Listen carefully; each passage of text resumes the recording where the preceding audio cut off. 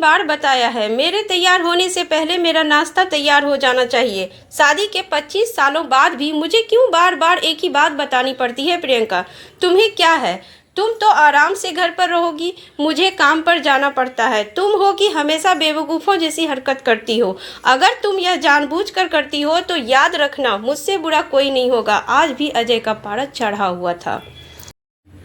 इन कटु शब्दों में अपना गुस्सा उतारते हुए, गीला तौलिया कुर्सी पर फेंकते हुए अजय गुस्से से प्रियंका की तरफ देखने लगा।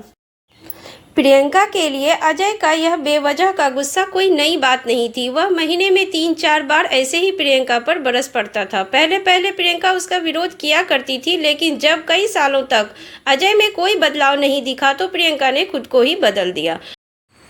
अब अजय के कुछ भी कहने से प्रियंका को कोई फर्क नहीं पड़ता था। अजय की हर बात वो चुपचाप सिर नीचे झुकाए सुन लेती थी। शादी के पहले 5 साल तक प्रियंका ने पूरी कोशिश की थी कि अजय को बदला जाए, लेकिन फालतू का गुस्सा करना और बाद में प्रियंका को भला बुरा कहना, यह मानो जैसे उसकी आदत बन गई थी। कोई भी वाद विवाद होता तो अजय सीधा प्रियंका को बोल देता, अगर मैं तुम्हें अच्छा नहीं लगता तो क्यों नहीं चली जाती अपने मायके? क्यों रहती हो मेरे साथ? इतना सब कुछ होने के बावजूद प्रियंका अजय के साथ रहती थी, क्योंकि उसे अपनी बेटी की फिक्र थी। और वह जाती भी तो कहाँ, अपने बूढ़े हो चुके माँ बाप को इस उम्र में परेशान करना वह नहीं चाहती थी।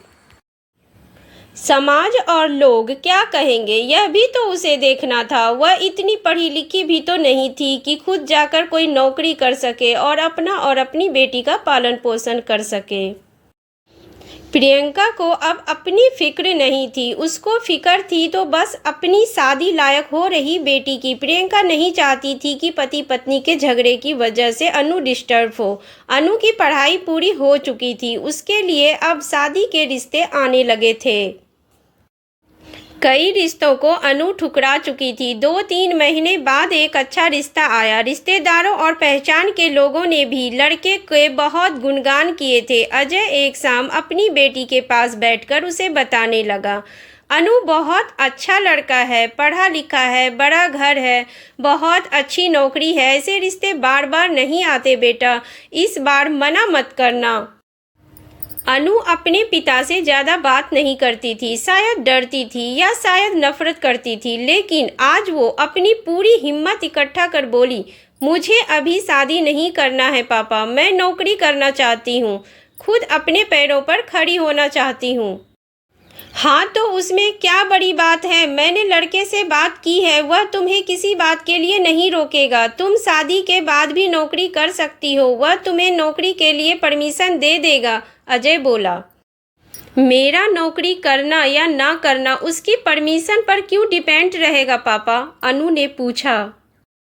मैं कह रहा हूँ ना, तुम्हें किसी भी चीज़ की कमी नहीं होगी वहाँ। ऐसे रिश्ते बार बार नहीं आते, इसे ठुकरा मत, बहुत खुश रहोगी तुम वहाँ। अजय बोला, पापा क्या मैं उतनी ही खुश रहूँगी जितनी मम्मी इस घर में खुश है? अनु ने तंज कसते हुए कहा।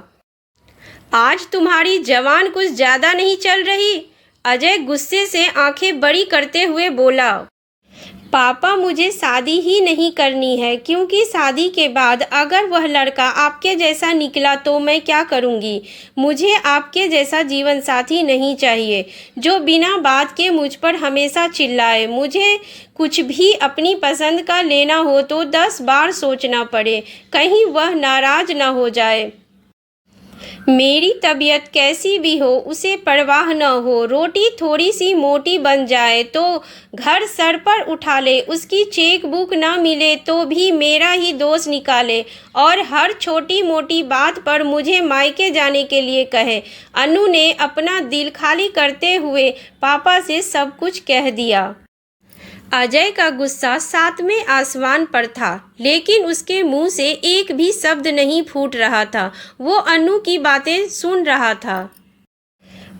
अनु उतना ही बोलकर चुप नहीं हुई। आज पहली बार वह अपने पापा के सामने इतना कुछ बोल रही थी। पापा, आपने माँ के साथ हमेशा गलत व्यवहार किया है। आप अपने ऑफिस का गुस्सा बिना सोचे समझे माँ पर उतार देते हैं।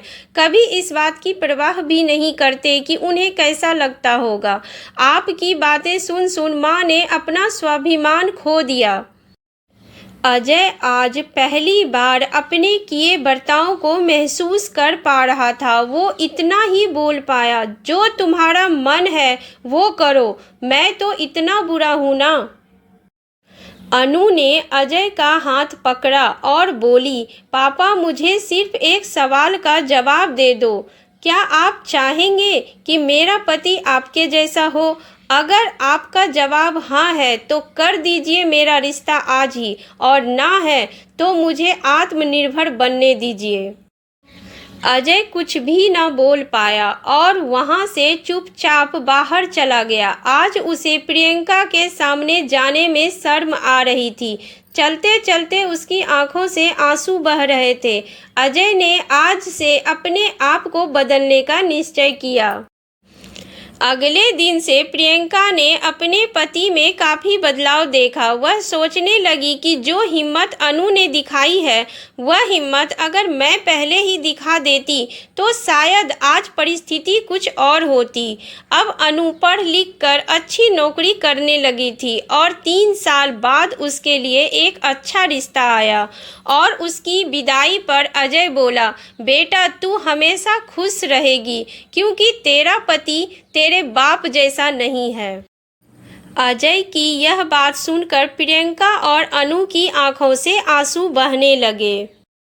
दोस्तों, हमारे समाज में औरतों को भले ही देवी का दर्जा दिया जाता है, लेकिन वह स्वतंत्रता नहीं दी जाती है जो उन्हें देनी चाहिए।